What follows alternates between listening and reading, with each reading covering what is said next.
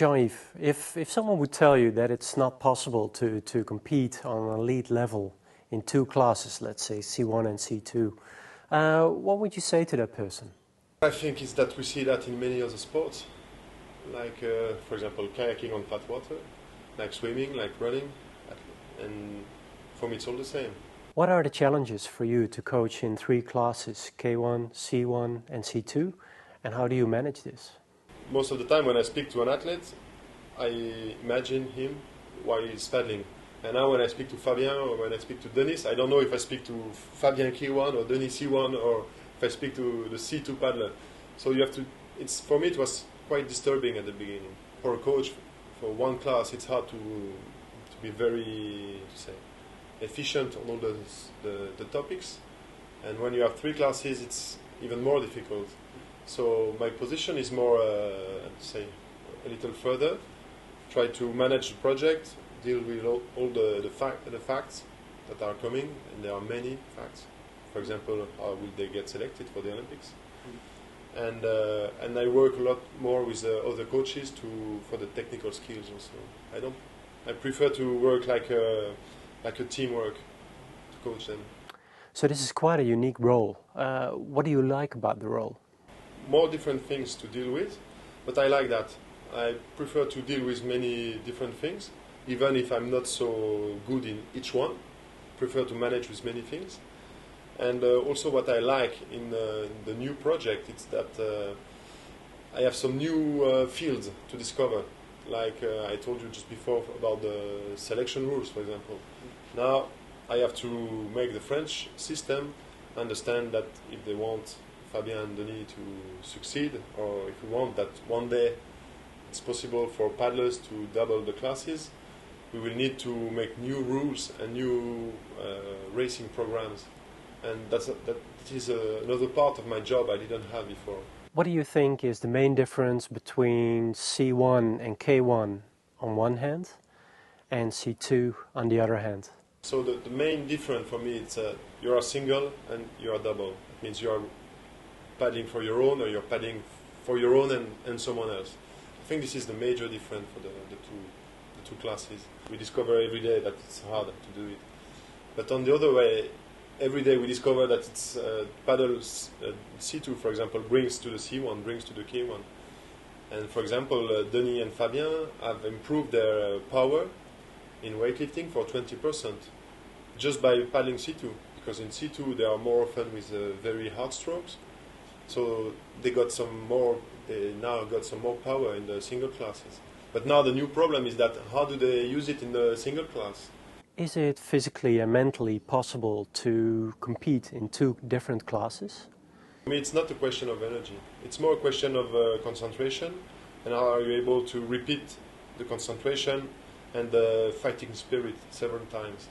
For me, this is more the mental skills will make the difference. Yeah. You can believe it's 2 times harder, but you can say it's another chance to succeed. So it's another way of thinking, seeing the problem or the goal. For me, you should always try, when you're a competitor or when you're a coach, try to see the positive things, how to make them run. Do you believe that Fabien and Denis have the potential to become faster than the world's elite? For example, the Hochschoners or the Skantars? They have some skills that the Hochschoner don't have, because they are paddling K1, they are paddling C1, and they are very good in K1 and in C1.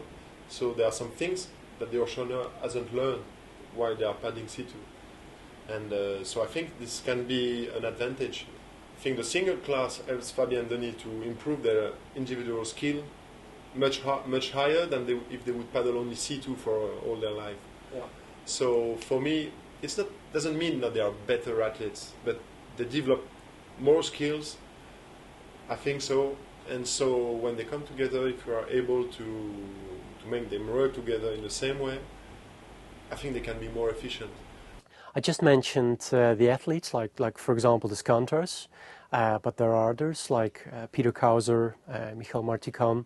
What they all have in common is that they are from smaller countries compared to, let's say, France or Germany. What do you think in terms of system and approach are the differences between these smaller and bigger countries? So, what do I think? When you go to Liptovsky Mikuláš, for example, you see this town, this river next to it, and you have a competition, like a national competition, and the kids, they are this tall, and are racing. And it looks like in Slovakia, for example, paddlers are starting very early. I also have the feeling that they are multi-skills. They practice many different sports while they are young, because I heard that Slovakians make a lot of climbing, a lot of skiing, a lot of swimming, a lot of running. Their system is individual. I mean, what is important is that this athlete will get the results. That they think more about the individual than we do. We are more like school. This is the way of doing, and we have a lot of people coming, and of course, if we do it well, there will be some good paddlers, and French team has done that for years. And it's two different ways of doing. I think the two are good. How do you see the future of canoe slalom or canoeing in general? All what we think about should be how do we remain at the Olympic program. So the first thing is to understand what is the IOC policy. So for me, the first thing is to be universal. And for me now, slalom and flat water are not universal sport of paddling. I mean, I think if you take all the paddlers in the world, the paddlers who are racing in slalom and those who are practicing racing in flat water, I don't know which number they are, but I think it's nothing compared to all the paddlers in the world. So if we want to be universal, we have to make our sport grow in a way that we will represent more the paddling sports, not only slalom and flat water. Rog goes to the World Championship of freestyle in Switzerland. This is what I understand. He says, oh, slalom, flat water, look, there is another sport using a paddle. Should we simply live with the fact that more men than women are canoeing? We have parity, so for me there's no way. We should be 50-50, men and women. I saw the results list of the Olympics, and there were two sports who didn't have parity. It was boxing and canoeing. For swimming, it's not called swimming, it's aquatic sport, you know. And this is not slalom, this is not flat water, this is paddling sport.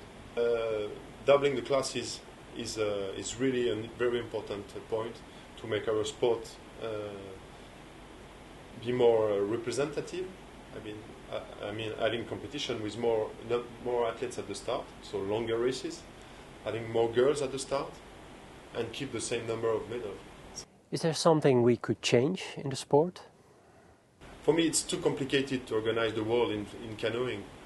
You need a 1,000-meter lake, and you need a river that costs so much. And when you look at all the Olympic sites, 92, okay, it goes on. 96, Atlanta, never.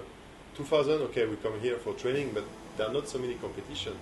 2004, some training camps every 2 years. Beijing, we will go there again.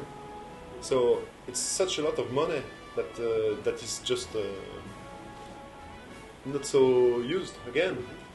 That for me, I think we should think about shorter courses, maybe more steep, maybe less water, and find a way to change the race format, to have a very small place and to have the competition for a longer time.